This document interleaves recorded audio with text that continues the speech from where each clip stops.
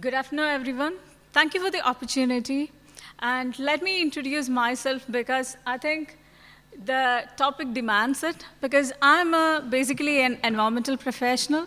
And of course, sustainability means to me environment in the first place. And let's discuss a little further, even the ALIM Sustainable Goals 10 and 11, focused on environment and climate change.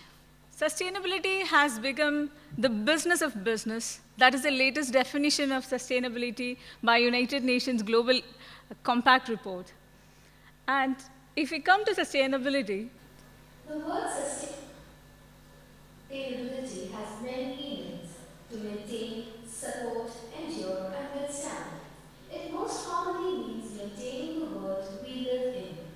The main idea is that we must act responsibly so let me come to the point.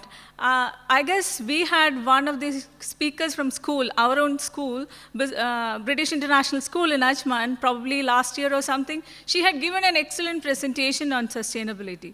The question which I have in front of you is that even the kids of probably 5th grade or 6th grade can speak about sustainability in perspective of environment for half an hour. But still, we haven't progressed much on environment, climate change, and much more in perspective of our life-saving thing. Of course, sustainability has gone up to 3 dimensions, 4 dimensions, and even UNEP has come with goals of 2030, focusing on entirely on environmental perspective. But is that enough? Because this is another mundane infographics which you see often, which alarm you regarding the rise in sea level, decline in water availability, change of warming exceeding 4 degrees Celsius by 2100, and what happens, we lose so many of the land and resources, and etc., etc. And why we are not still acting? That is a key question. Because these are the 10 signs of warming world, and I'm sure everybody of you know about it. Let's come to UAE where we live in.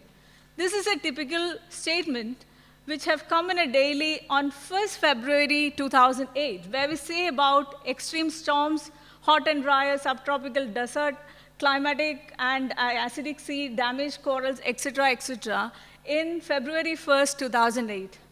And this is another newspaper expert, which has come in March 2017. So you can imagine it's almost a decade in between. And if you go through the details, it says almost the same. So we had gotten a decade between us, and what had happened in between it, and why we haven't progressed much on the impact. Because it has been asked in the perspective as that UAE suffers the high pollution that 80 ton per capita emission of carbon dioxide is happening in comparison to American per head, that is 14 tons. And we should accept that it's because of our cars, obviously. And if we look at the clean energy and climate action, we still have 600 grams of carbon dioxide being emitted for carbon intensity of electricity production and desalination. And it's all the very recent report, that is report of 2016.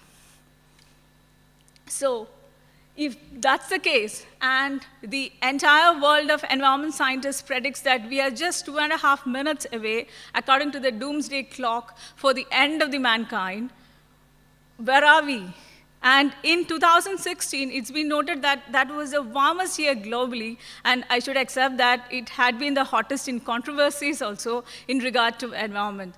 If you remember, any other year in your remembrance, because I think we started sustainability as old as me, so we never had a debate in climatic change, but we had it in last year as well. But still, we should acknowledge that it was the warmest year globally. And of course, there may be some temporary changes because of the phenomena like global dimming, because of the aerosol and everything. But irrespective to that, 97% of people accept it was the warmest year globally. And if we look at the quarters which we had passed on, it was almost the same. And if we prolong accordingly, it leads to 150 million climatic refugees by 2050. So where do we miss? That's the question. And nobody cares about global warming, even though it's a very serious issue. It could kill all of us.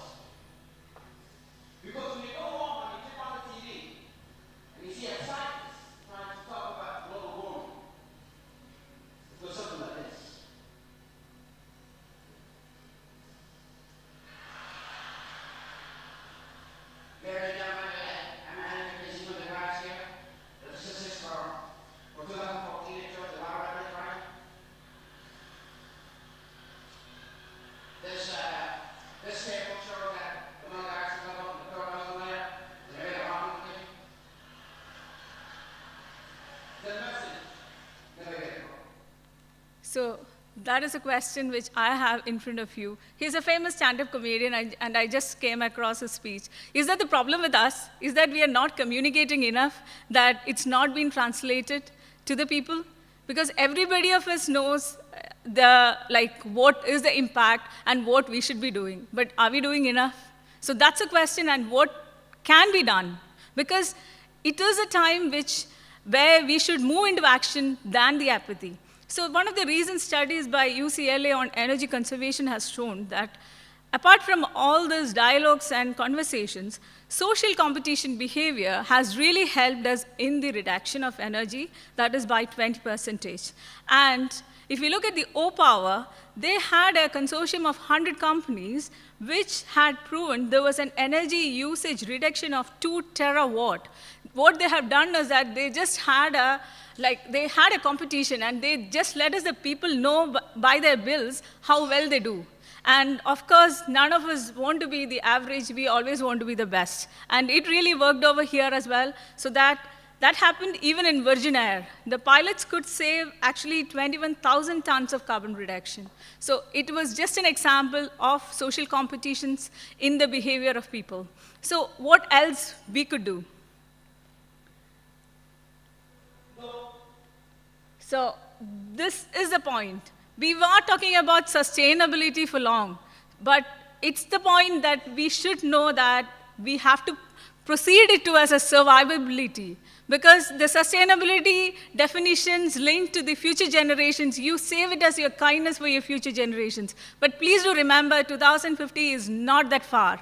And according to the average life expectancy, almost all of us in this boardroom has to face that. So what we have to do?